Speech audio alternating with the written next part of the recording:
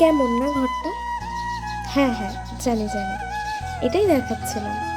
এটা আমাদের ঠাকুরের কাছে প্রয়োজনীয় একটি ঘর ছিল। এটা কিছুটা খুঁত থাকার কারণে বলেছিল এটাকে ফেলে দেবে। এত সহজে তো এটাকে ফেলে দেওয়া যাবে না, তাই এটাকে ফেলে না দিয়ে আমি এটার গায়ে রং তুলিগুলোকে নিয়ে বসে গেলাম আঁকিবুকি করে রং করতে।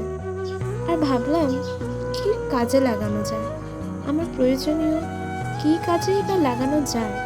যাই হোক, তখন তো ভাবিনি, তবে আগে ভাবলাম তার গায়ে আঁকিবুকি তো করি। তাই জন্য খুব সাধারণ আমার মাথা থেকে যা চটজলদি বেরিয়েছে তাই ওর গায়ে আঁকিবুকি করলাম।